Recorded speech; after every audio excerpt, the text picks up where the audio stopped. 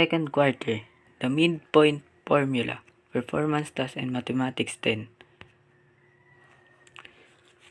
Ngayon, aalamin po natin ang midpoint formula.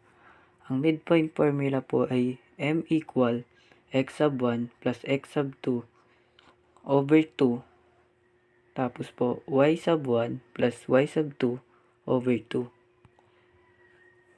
The coordinate of the endpoint are -3 and 5 and 8 and -1. What are the coordinates of each midpoint? Ngayon po, paano po tinahanapin yung x sub 1 plus x sub 2 and y sub 1 plus y sub 2? Ito pong nasa kanan, wait lang po. Ito pong nasa kanan na to, itong -3 and 5, tapos itong 8 over 1, yung -3 and 5, yung -3 po ay y sub 1, tapos itong positive 5 naman po ay ang x sub 1. Yung nasa kanan po, siya po lagi yung x sub 1 and y sub 1. Tapos yung nasa kaliwa naman po ay siya yung y sub 2 and x sub 2. Example number 1. M equal x sub 1 plus x sub 2 over 2, y sub 1 plus y sub 2 over 2. Ngayon po, since nahanap na natin yung mga value nila, ibababa lang po natin sila dito. Ito, ibababa lang natin siya dyan. Ang value ng x sub 1 ay -3. Tapos ang x sub 2 naman po ay +8. And y sub 1 is +5. And y sub 2 is -1.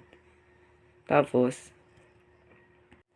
since magkaiba yung sign nila, isang negative at isang positive, i-minus po nila. I-minus po natin sila. 3 minus 8 is equal to 5. Then, 5 minus 1, 5 minus -1 is equal 4. Then, ilagay lang po natin itong over 2. Then, ang final answer po natin ay, since walang whole number, m equal 5 over 2. Tapos po yung isa, 2. Kasi po, dinivide siya dito.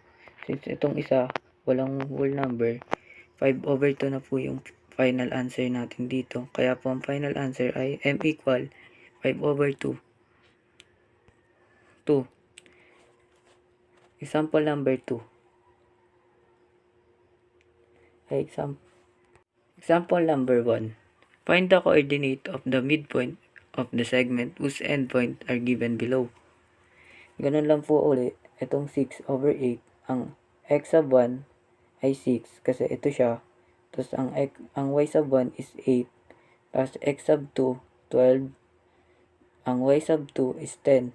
Tapos gagamitin po uli natin yung formula. M equal x sub 1 plus x sub 2 over 2. Y sub 1 plus y sub 2 over 2. Then, ilalagay lang po natin yung mga value nila. Ang value ng x sub 1 is 6. Ang value ng x sub 2 is 12.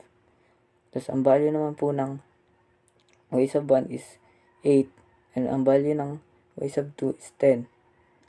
Tapos, 6 plus 12 is equal to 18. 8 plus 10 is equal to 18. Then, divide both side by 2. Ang answer po natin, pwede po silang sa whole number ay m equal 9 and 9. So, ang value po ng ating ay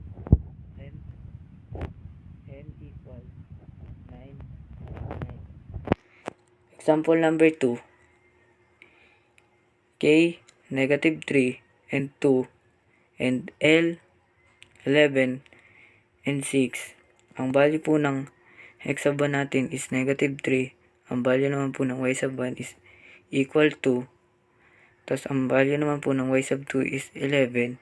And ang value po ng y sub 2 is 6. Same formula lang din po. Tapos ito, 3, since magkaiba po uli sila ng tong negative 3 and positive 11, magkaiba sila ng sign, ima-minus lang po natin sila. 11 minus 3 is equal to 8.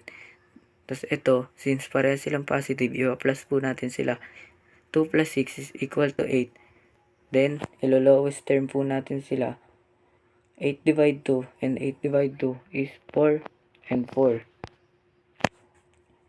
Sample number 3. Find the coordinates of the midpoint of the segment whose endpoint are given below. R, negative 2 and 8 and S, 10 and negative 6. Ang x sub 1 po natin is negative 2. X sub 2 naman is equal 10.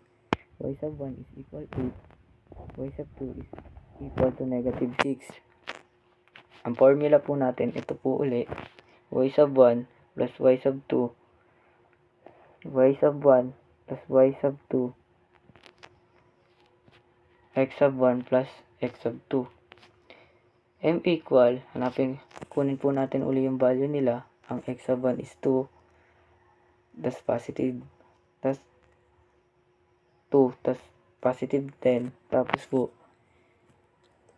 ang Y sub 1 is positive 8 and ang Y sub 2 is negative 6.